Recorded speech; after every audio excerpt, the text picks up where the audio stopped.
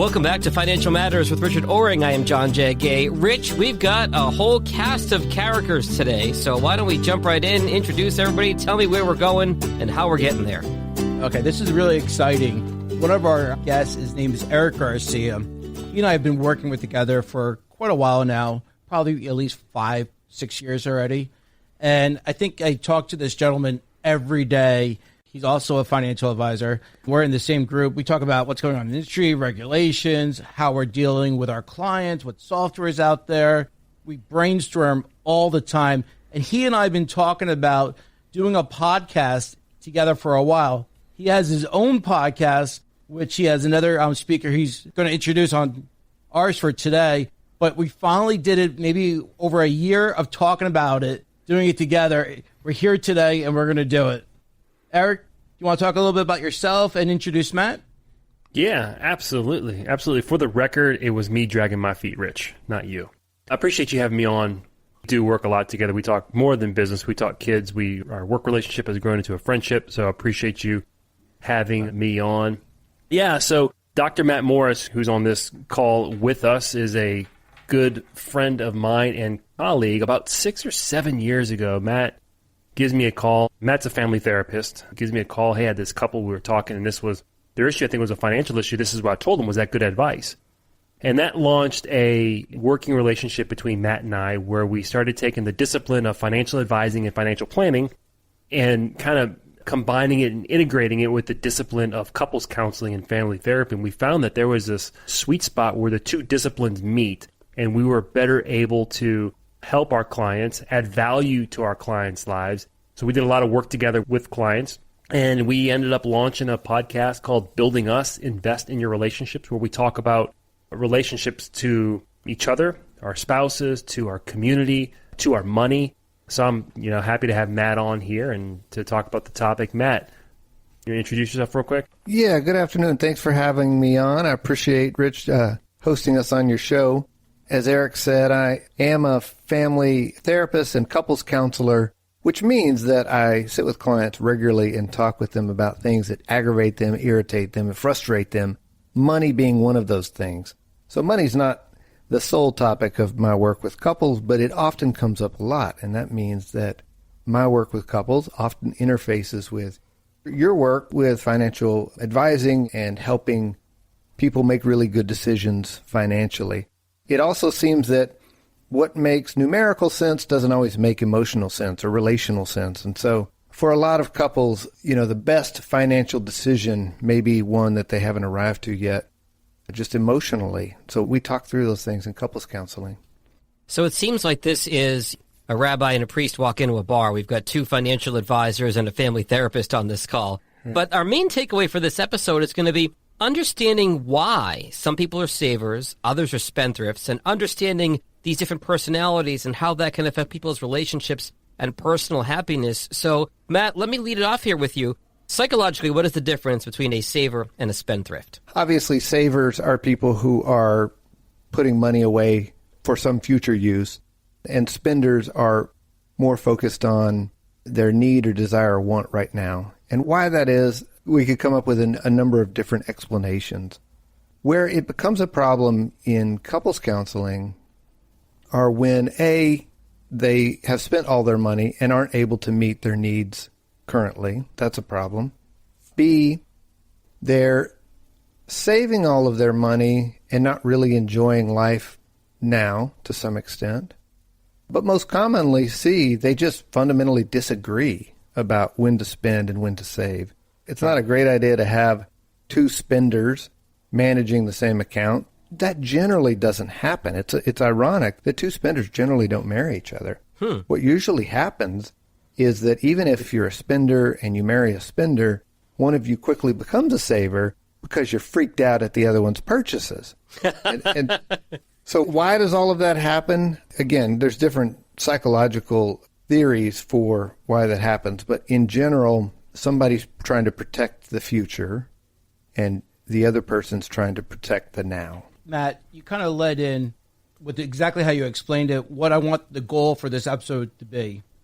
What I want is for listeners to understand relationships and how spending habits can affect it and ultimately learn about yourself. Maybe if you need to make some changes, which will help with the relationship. Hopefully we're going to be able to go over some tools and things for you to assess your own self to make those changes. Matt, I know when I got married, I like to spend money. I was the spendthrift between my wife and I. My friends have a nickname for me, serial hobbyist, meaning I start a hobby, invest in it, get bored, and move on to a new one. I can attest to your serial hobbiness. I'm going to second that or third that, as the case may be. Matt, do you want to go ahead and... I don't know you that well, but I do like cereal. So it caused a lot of friction between my wife and I. My wife's just the opposite. You know, she's about saving. She creates buckets. Like if I log into our bank account, I got a bucket for this goal. She has to see everything separated. So when she sees Amazon packages coming in every day for me, she starts worrying about where's the money going to come from to fund those buckets. So over time, I've changed my spending habits. We communicate a lot more and we meet goals. And I got to tell you, I guess I'm cured as a spendthrift and it feels pretty good to be a saver. I got to tell you, not worrying about not being able to pay the credit cards each month, not being able to afford the mortgage and things like that. Especially as a financial advisor, I should be responsible. And I have to thank my wife for being patient with me and helping me get there. I see the benefits of her bucket system and saving and meeting goals because when it comes time to write that check to pay for that goal, it feels really good having the money there. Matt, I guess I have to ask you a question. Like you kind of touched on a little bit about having two spenders or having two savers or maybe one of each. What have you seen in your practice? What stresses does this cause? And can people get help resolving their spending habits if they're different than their spouses? Sure. To your first part, what stressors does it cause? I mean, so if we take out money and just substitute any behavior that they're different on or that they disagree about, relationships are naturally conflictual. They're going to lead to disagreements, and disagreements are naturally stressful. And so if they're disagreeing about money, it's going to cause stress for their relationship.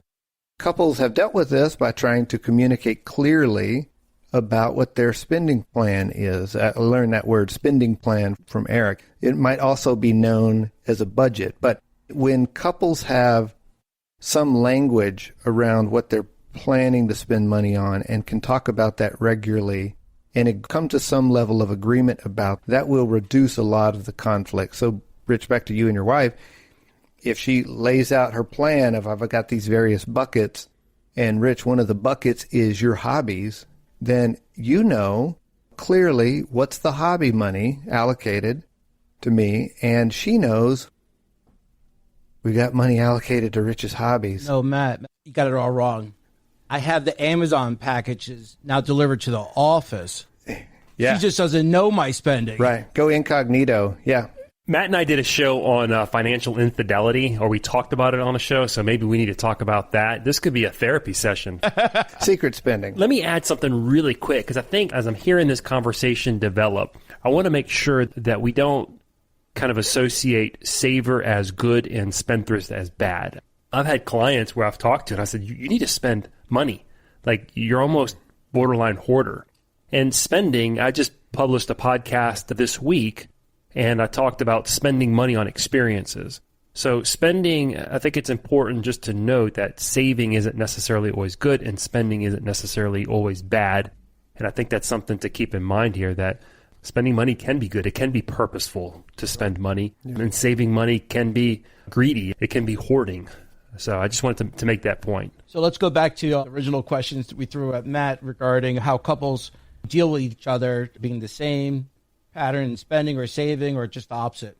So communicating about your spending and saving habits and coming to some level of agreement will help couples deal with this. More fundamentally, though, just more fundamentally, relationships have to balance a couple of different forces. One of the forces is this sense of security, that I know that you're in this with me together, pulling in the same direction. We're on the same team. That's a sense of security. And connection, I feel really close to you. And then a third force that we talk a little bit less about is autonomy, me having some right to my own individual needs, wants, desires, freedom, things like that. And so spending then becomes a way in which all of those forces get acted out. And so security, financially, is a sense of we have enough to pay for our life. Whew, we're okay. We don't have to worry about the mortgage being paid this month. We have savings for all those things that we want to save for. I know I'm going to need a car in the future, and I can see I have a sense of security about we're putting money aside for that. The kids are going to need braces, or going to need college, or going to get married at some point, and I can see that's not keeping me up at night worrying about all of that. That's all that sense of security. Sense of connection is, I feel like we're spending money in a way that's aligned with our goals and our values as a couple. That brings us closer together, but also just things like we spend money on dates so we can really connect together, or we spend money on a trip so that we can go do something together and make a memory together. That's all connection. And then autonomy is, hey, I don't have to spend my money. I don't have to spend our money in the same way that you do all the time. If I want to have this hobby that includes model airplanes and you think model airplanes are stupid, that's okay. I still am me and you're still you, and I can still spend some money on model airplanes. It just has to fit into those other categories of connect security as well. So spending is an issue unto itself, but it fits into this larger framework of healthy relationships anyway. I'm just curious, with the COVID situation and people being quarantined, those who are used to going to the office every day or wherever their place of work might be, have you seen more couples arguing about spending because there's nothing else to do? They're stuck in the house. They're looking for projects, hobbies, activities for the kids? I have not seen couples arguing more about spending due to COVID. I mean, COVID has been really hard on lots of people. And so we have seen an uptick in mental health issues during COVID, and subsequently more people are attending counseling, it seems. In some ways, though, Rich, honestly, there are families that are doing better, too, that they've enjoyed the slower pace of life. They've enjoyed being home more. I have couples that are like, we haven't gotten to spend this much time together in a long time, and we've talked about wanting to slow down our life and spend more time together. Or kids saying, God, I haven't spent this much time with my parents. I haven't seen my dad this much in years. And so for some, COVID has been good. Back to the financial piece, it's changed people's spending. We are spending a lot less on travel and eating out and other services. We're spending more on buying Amazon stuff. So home goods are up. People have new pots and pans. It's interesting when you talk about family time, not to get into politics, but Ivanka Trump was interviewed when her dad became president. And as a lot of people know, that she converted to Judaism. And they asked her, what do you find most interesting about the Jewish faith? He said, following the Sabbath. Yeah. On Friday night, we unplug all the electronics. We have a family meal, and we sit down and we play with the kids. We play board games. We talk, and we don't plug back into our phones, Blackberries, whatever, emails until Saturday night. So it was like a forced time for her to shut down, which she wasn't used to doing growing up. So maybe this one positive thing, if anything, we could talk about COVID is realizing how important it is to take time to be with our loved ones. They're not just focusing on work and burying our head in our emails and so forth. I think there's a lot of opportunity if we stop long enough to look at it. We're sitting here talking about spenders and savers and spending time. I think one really important thing here is just to recognize and become aware of that personality that you have, right? That money personality, if you will. You hear some people talk about that. In our house recently, a big topic of conversation has been the Enneagram. Say that word again. Enneagram. Don't ask me to spell it. Enneagram. It looks at core fears and core strengths, and it's kind of like a personality type thing. That's been a big discussion in our household, and it's been interesting. As we discuss, it's kind of given us insight how we relate to each other. And I can see how, wow, this is really interesting. My kids are getting into it. My wife's getting into it. And we're having these conversations. So if you think about it in the context of the topic of spender and saver, sometimes you have these personalities, right? You're be more inclined to do one or the other.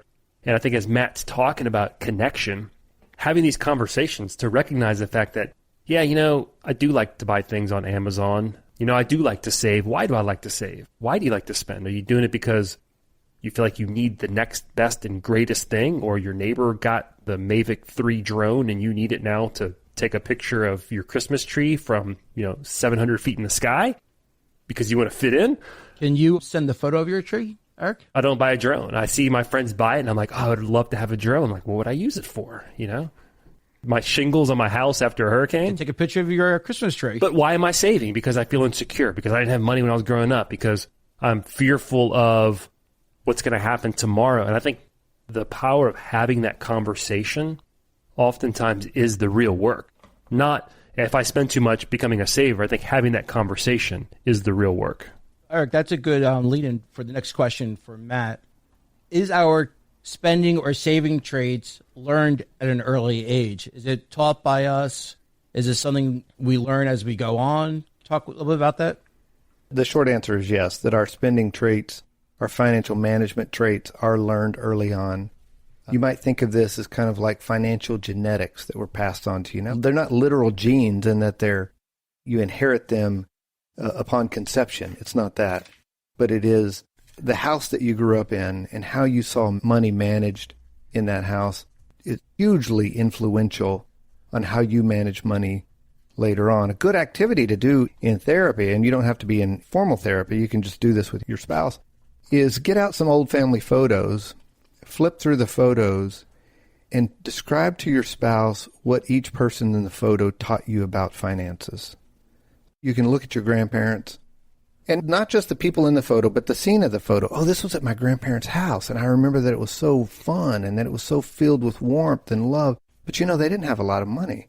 So how did they do that? You can look at the people in the photo and talk about what money meant to each of them, but you can also describe those scenes to your partner, your spouse, in terms of what you remember about finances in the home. And then your spouse can do the same. They can get out some old photos and talk through that. You could do kind of a financial family tree. You could talk about who's connected, who's in your family, who's related to whom, and what financial messages they passed along to you. For instance, just as an example, my grandmother grew up during the Depression and was very poor at some point in her life. And her husband died before I was born, so she was single for much of her life. And so her possessions were really important to her. She didn't throw much away. She kept everything. And it wasn't for a purpose. It was just throwing things away was really hard. And she wrote her name on a lot of things. She would get a permanent marker and write her name on it. And I noticed that I want to do the same thing. Like when I get my kids a new coat and they're going to school wearing their new coat, I want to write their name in it.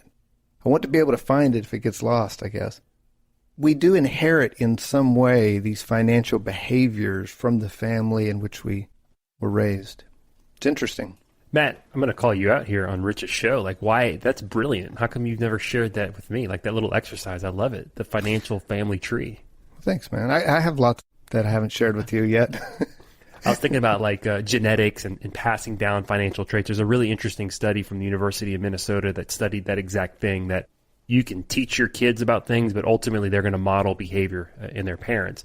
And Rich, a lot of our conversations, as we're talking about family trees, I'll go to Rich often for tax questions. If you don't know this already, Rich I think he's memorized all 77,000 pages of the tax code. Can't wait for the new changes coming up in 2021.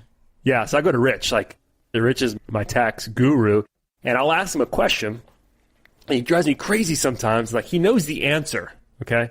But he'll say, hey, why don't you go pull tax code 5500 or whatever and go read it real quick? I'm like, dude, just tell me. And he'll send me to go find it. And then he'll share. He goes, that's what my dad did with me. That's how he taught me about taxes. I had to find everything. I had to document everything. I had to back up all my recommendations with the tax code. So here we're talking about like financial genetics. And remember, you can't use Google to do this. Well, I mean, I can go Can't use Google to back up recommendations. No, but not backup recommendations for if compliance is listening. No, but where in the tax code does it say you can do X, Y, and Z? So we're talking about like financial genetics and whatnot. So I think that's interesting how Matt talks about how we learn these. So when we fall in love, get married, we don't often have these very explicit conversations around how did you grow up financially? How did I grow up financially in this very detailed way so that we understand who we each are financially and how that's going to merge together in ways that are complementary to each other and problematic for each other. So these are conversations that couples could have before the wedding or before they commit their lives to each other. Even if you didn't, and you have to learn the hard way that, dang, we're different, you can still have these conversations in an ongoing, productive way. Hey, Matt, if you can create a checklist for me, so when I have clients, kids who are going to be getting married, right before they sign the marriage license, we'll just check off a whole bunch of boxes before they actually finalize going through with it. That would be really helpful. Yeah, there are lots of checklists out there. I think back to 3 years ago when I got married to my wife, and part of the whole deal was you meet with a rabbi and have like a counseling session beforehand, which was very beneficial. I'm thinking it wouldn't be the worst thing in the world to meet with a financial advisor beforehand, too. That's actually where we started. We offered a package. It was like premarital counseling. Building Us originally was premarital counseling, where Matt did kind of communication and sex and whatever other stuff. Problem solving, family of origin, having kids, all that stuff, and you stuff. handled the financial discussions. By the way, Jag, I chose my rabbi based on not requiring to have those meetings first. You and your loopholes, Rich. Jeez. And then you picked up like 16 hobbies within like 3 weeks. See, if you had met with a rabbi, like Erik is saying, maybe he would have cautioned you against picking up a new hobby every week, Rich. You should hire a financial advisor, Rich. I think the rabbi would have said praying's free. Just pay your membership dues. Down here in New Orleans, a very Catholic city, most couples are required to go to their pre-Cana, their Catholic premarital conversations, and they often meet with a priest who's taken a vow of poverty. So I wonder how those discussions go around finances. It's interesting because Erik and I are both going for different professional designations right now. Erik's going for one, understanding behavioral finance, understanding how people mentally make decisions and how to work with them. And I'm working on getting one as a certified financial instructor. Yeah, Erik, do you want to talk about what the designation you're going for? Yeah, it's called the Behavioral Financial Advisor, and essentially it looks at the emotions behind making financial decisions. How do we make better financial decisions, understanding human emotions and human behavior? That if you look at people's long-term financial success, their saving and investing behaviors will have way more impact on their financial success than some of the factors that we often say are important as financial advisors. Erik, with that in mind, I know you spoke earlier about maybe somebody saving to the point of detriment where they save too much and it's okay to spend some money on things. What about the other side? What are some ideas that you have for people who come to you that tend to spend too much? They tend to be spendthrifts. What suggestions do you have for them? What's funny is we talk about budgeting, and the simple answer is, well, they just need a budget. Well, the reality is the majority of people I talk to, like, the budget's one of those things where everyone knows that they should be doing and they're not doing, and there's like this guilt, like, I know I need a budget. I know I need a budget. I know we both stress this. The budget has to be created by both in the household, not just one of the spouses. Yeah, sometimes I think the way that budgets are typically taught by the big talking heads is most people don't have that personality type to sit down and manage a spreadsheet and manage pennies. And a budget's nothing more than a spending plan. So I think the most important fundamental thing that I'll tell people is, one, they have to want to stop spending. And my next question inevitably is, why? Why do you want to stop spending? Well, because I need to save. Well, why do you need to save? Because I want to retire one day. And I think it's connecting emotionally with something bigger, with something that they value. So what often happens is people's values are out of whack with what they're doing with their money, and they know it. And when you believe something and you're acting contrary, and Matt there's probably some research to suggest this, when you're acting contrary to what you believe, you're going to feel depression. You're going to feel anxious. You're going to feel not right. Things are just out of sort. You're going to be restless. So I think the first thing is people need to say, why do I need to stop spending and why do I need to save? It's for retirement. It's because I want to send my kid. I want to give my kid, and I hear this often from people, I want my kids to have a better opportunity than I had. That is a good motivator, right? So I think it's taking that value and keeping it in front of them. And then we can come behind that and say, how are we going to fund that? A running joke on our podcast is, buying coffee every day. I'm a big coffee drinker. I hate picking on coffee, but it's a good one, right? If I don't buy a $5 latte every day or a $6 latte every day and maybe only do it 3 days, hey, could that help me support that value? And I think that's the first thing. 2 years ago, that was my hobby, roasting coffee beans. You and I can talk offline how we can reduce that cost, buying green beans, roasting them on the stove. Yeah. And maybe we can cut that budget down for you. Yeah, roast your own coffee beans, except you're going to spend money on, how expensive is your roaster? And anyway. But that's the first thing I would say, Jag, is sitting back and saying, hey, what do we value? Why do we want to stop spending? And why do we want to save? Just to add to that, Erik, and I think part of what you're acknowledging is it's really hard to twist someone's arm into a new behavior. But it's much easier if you can connect their behavior to their value. What do you really want? What do you really want to do? What would you be doing with this money if you didn't spend it on model airplanes and coffee roasters? What would you be doing? Oh, I would be doing this and this.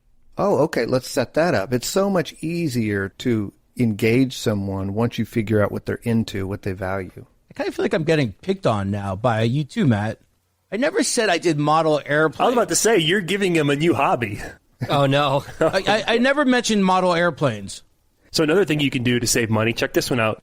On the back of your credit card, you can call them and freeze it for 24 hours. So, Rich, you may want to freeze your credit card so that you don't get model airplanes delivered to your house. Crap. After my wife listens to this episode, I think all spending's going to be cut off from me. Yeah. The only thing I'm going to have in my wallet is my license. Well, Rich, as we start to wrap up here, let me make you feel a little better and bring this back around for you. I know, and we've kind of been hitting on this throughout the podcast, financial success really has a lot of psychology behind it. That's something we've been kind of getting at, all four of us, for the last 30 minutes or so.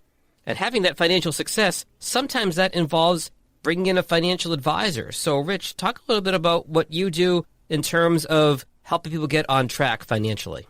I think at least once a week I get asked that question. What do you do actually? What is it you say you do here? Quote a movie Office Space. I answer it simply. My job is to get individual or a couple sitting across me and asking them the questions they should be asking themselves. You heard this on previous podcasts. My job is to ask them what their goals are, what keeps them up at night, what do you want to accomplish in your short-term, mid-term, and long-term goals. Are you taking care of a parent? Do you have a special needs child? I challenge them asking the questions, what they should be asking themselves, but they're too busy taking their kids to the soccer, catching up on Grey's Anatomy, just doing everything but what they need to do. Nobody likes to sit down and have this conversation. I mean, if you really think about it, wife says, I want to save for this. Husband says they want to save for this. They disagree. Who's going to get the money? Whose goal is going to get accomplished first? What you're talking about doing with your clients is connecting them to their value. Exactly. And that's exactly what a financial planner should do, is we should connect our clients to their values so that they do with their money what they value. Right. Once we have these conversations, it's interesting. A lot of times they know what their goals are. And other times they go, wow, there's a lot to think about. We need to go home and talk about it. And I explain to them when they come back, goals can change too.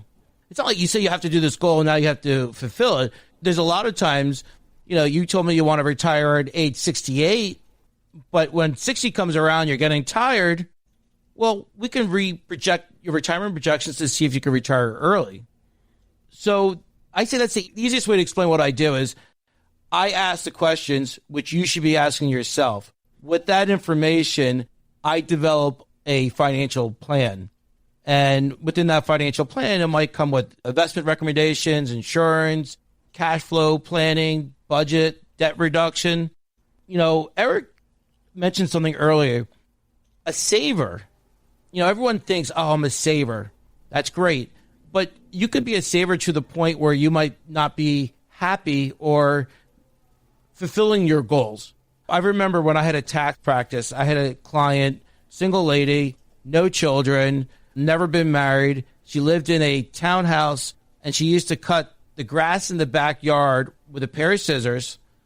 She was saving money for cabinets, and a trip to London to see her friend. She had over $6 million in investments.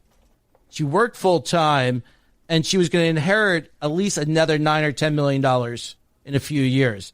But in her mind, she didn't have enough to hire a landscaper, buy those cabinets, and go to that trip to England unless she saved for it separately.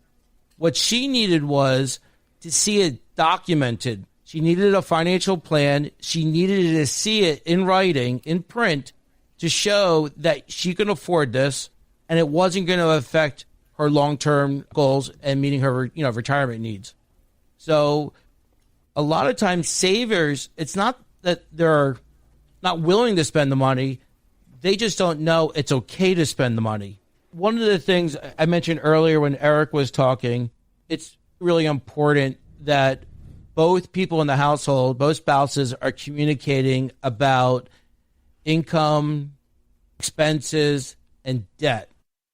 A lot of times I will get a phone call. Unfortunately, like in the beginning of my career, this phone call never happened, but it seems like at least once every couple of months I'm getting a phone call from a client says, "Hey, Rich, I have a lot of credit card debt and I don't know what I'm going to do. And I think I'm going to go through credit counseling." And I go, whoa, hold up before you do that. Let's come up with a debt reduction plan to see if we can do it within your own cash flow before you jeopardize your credit. And then the very next thing I say is, if it's a husband I'm talking to, does your wife know about the debt? And then there's silence. And I'm going to tell you about half the time, the spouse does not know about the debt. I think it has to do with some upbringings. Like we talked about earlier, I know my dad handled all the financials in the household. My mom had nothing to do with it. When my dad passed away, I'll never forget my mom asking me if she could buy a Vera Bradley kitchen mat for like $200. And I asked her why she was calling me. She's like, "I don't want to outlive my money."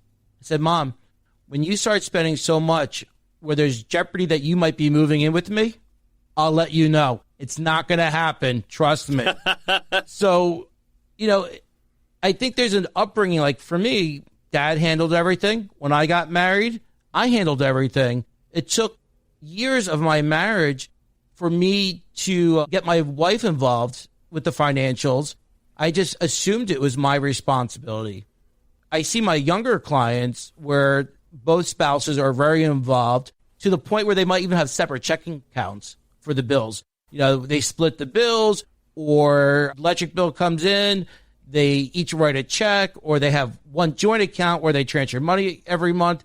It's very common with the younger clients, but I don't see it as much. I hate to say I'm almost 50. With my age group and above, it's more the traditional way where one joint account and one person is handling the finances. So one of the things I do with that age group is I encourage them for the other spouse to be involved. Even if it's not at every single meeting we have, at least on an annual meeting. And Erik and I have tools where we aggregate clients' accounts and insurance documents and legal documents, everything, into a client portal. So this way, if something happens to the person who knows everything, the other spouse can just make a phone call or log in, and we can walk them through and explain everything to them. I actually have that phone call coming this Monday. I have a client who just died unexpectedly with a heart attack, and I have a call with their children and the wife this Monday to go through all their accounts and what their options are. They didn't even know who their accountant was. I had to send them their own accountant's contact information. Scary how that can happen. And Rich, regardless of whether it's a situation like that or just worrying about your financial future and thinking about what's ahead for you, it really pays to meet with a financial advisor. What are the best ways for people to reach out to you? Well, before I even do that, I just want to say thank you to both Erik and Matt for taking time and preparing for this podcast. It's greatly appreciated that you did this for me. And Erik, I'm finally glad that we did this. We did try it once before, and we couldn't get past the intro without cracking up. Yeah. I think Matt grounded us today. I'm a therapist, but thanks for having me on your show. It's my pleasure. This is great. I really do appreciate it. Hey, Jack, just like every other episode, the best ways to contact me is, one, I'm a phone person. Feel free to call me at 609-924-2049. If you want to schedule time to talk to me, you can always go to my website at www.ncfg.com, or you can always shoot me an email at roring@ncfg.com. And before we sign off, I want to give Erik an opportunity to promote his podcast with Matt. It is great. I look forward to downloading it automatically into iTunes. Go ahead, Erik. Give a promotion to your podcast. I hope everyone listens to it. Yeah, thanks again, Rich, for having us. So it's www.building-us.com. Subscribe, because we're actually kicking off 2021 with a mini series called The Next Normal. And the idea is 2020 dictated a lot to us, and we really want to look at very significant parts of our life, our habits, our money, our relationships, our spirituality. And we're going to talk about all these things and how we take back control of that. So Building Us, invest in your relationships. Looking forward to it. There really is so much tied together between money and psychology. I feel like we could do podcasts on podcasts and podcasts about this, just as Erik and Matt do. So we want to thank you guys for joining all of us today. Happy holidays to all, and we'll talk soon. Great, thank you.